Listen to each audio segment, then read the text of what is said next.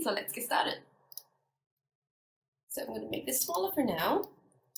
And today we're going to talk about financial incentives, understand how to apply it in business applications. Then we're going to talk a little bit. Then we're going to talk about architecture, the business application, as well as what are the different types of property rights, and this new idea that I'm playing around with of how do you combine all the different kind of things that we have covered to create a new business model specific to the objectives that you want.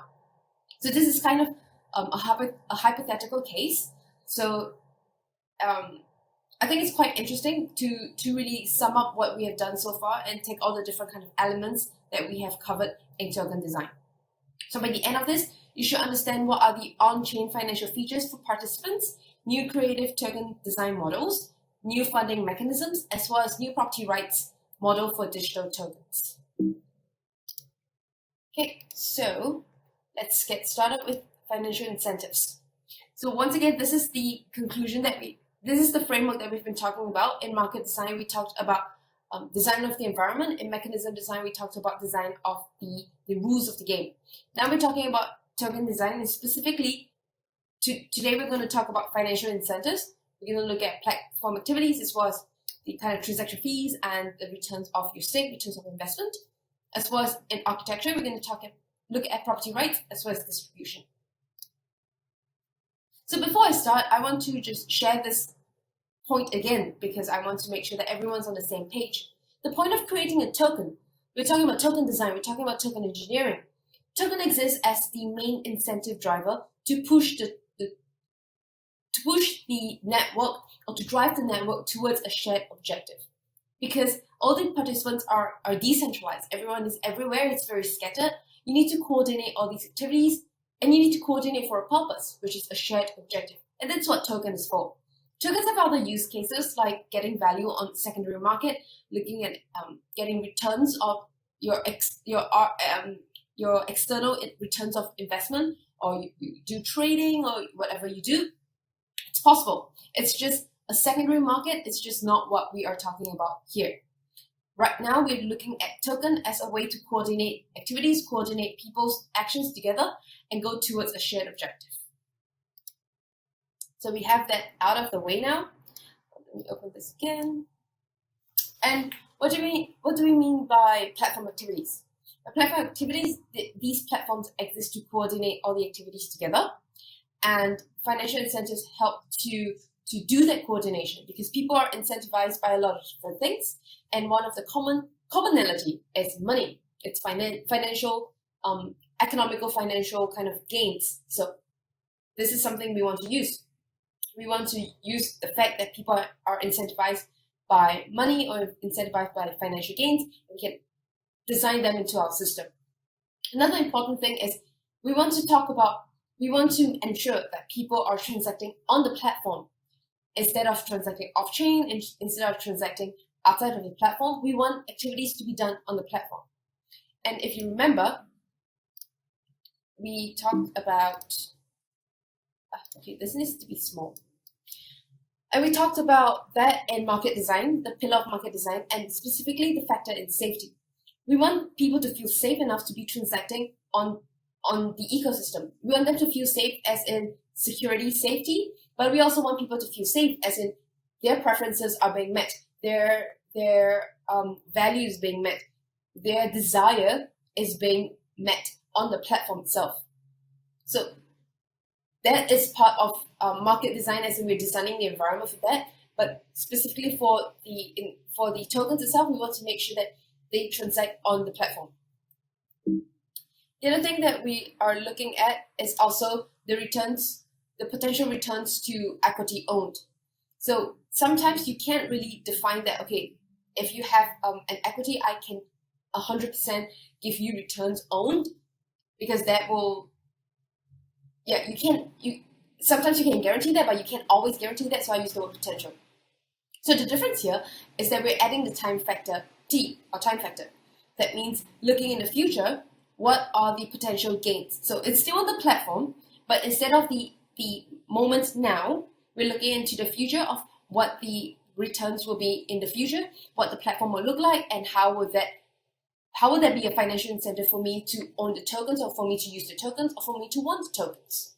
So we're incentivizing people through a promise, not a guarantee, but a promise of a potential future returns. It's kind of like staking, the different variations of staking, and this is something like having shares or having equities to a company. You have benefits of financial incentives for owning the shares now. It could be maybe a current dividends for now, and in the future you see that if you see that the company is going to rise in value, and then your equity also increases in value. So this could be something that can be engineered into your token depending on your objectives, depending on your token function. So if you recall something familiar, we talked about this in the mechanism design pillar. So we want honest interaction. Oh, we want token curated registry. So the thing is a bit off. So token curated registry, and one of the financial incentives for token curated registries is to have potential returns on the equity owned. So you can see that right now, just trying to consolidate all these things that we have learned so far, and just trying to firm up a picture of what they look like together. So what about the business application? So the things about platform activities could be stuff like transaction fees, rewards for joining the network, discount tokens, referral links, and different kind of reward policies. So for transaction fees, this is quite a common thing. This is one of the reasons to incentivize people to continue staying on the platform. And it can be through staking, it can be by being a miner or a validator, or being part of this ecosystem. You get to earn transaction fees, and you also get to pay transaction fees. Sometimes people look at transaction fees as a form of taxation. So the ecosystem will continue to generate, you have to pay additional fees to do something, transaction fees. Like to transact, you need to pay a fee.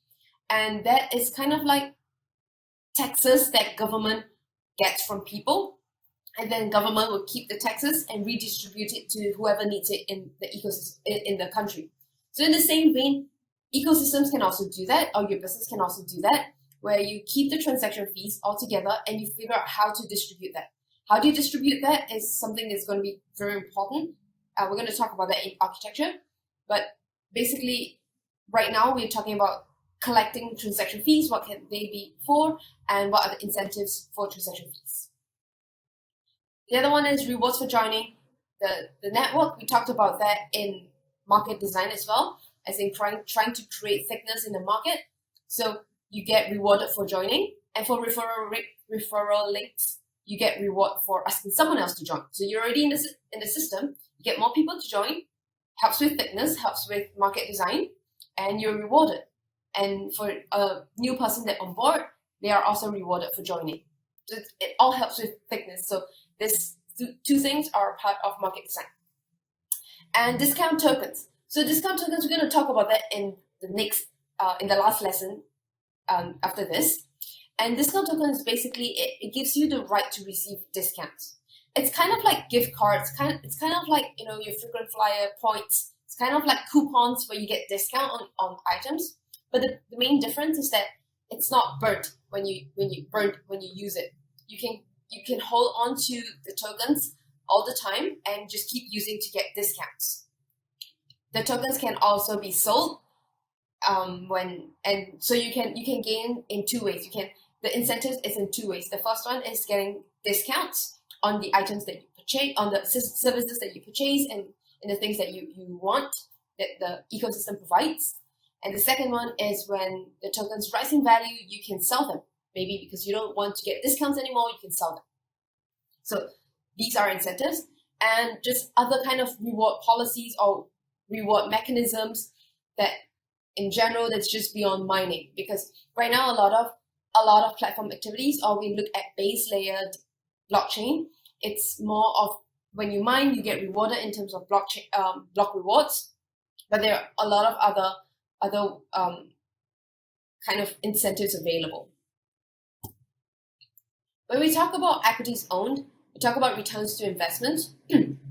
So the expected returns to the equity owned, this can be by staking, So when you stake in your token or you lock your tokens up, then maybe you can gain in some transaction fees, and that's expected returns in a future period. Or it could be a change in the underlying asset. So that could be it could be on some like decentralized finance product, or maybe gold just increased in price, and instead of buying gold, you just buy the token. That could also be the case, and that's also that's one of the safer bets, because we're just changing the physical product into a digitized version. So that's not crazy innovative business idea, but it exists, it works, that's good enough, you know. Okay, another one is arbitrage on exchange rates of token prices. You've got price level volatility of tokens, liquidity mechanisms, and riskiness of tokens. So in arbitrage, we're looking at arbitrage means the difference in buy and sell prices in different places. So I know that we have main exchanges, right? You've got like Coinbase, Kraken, and all that kind of big exchanges.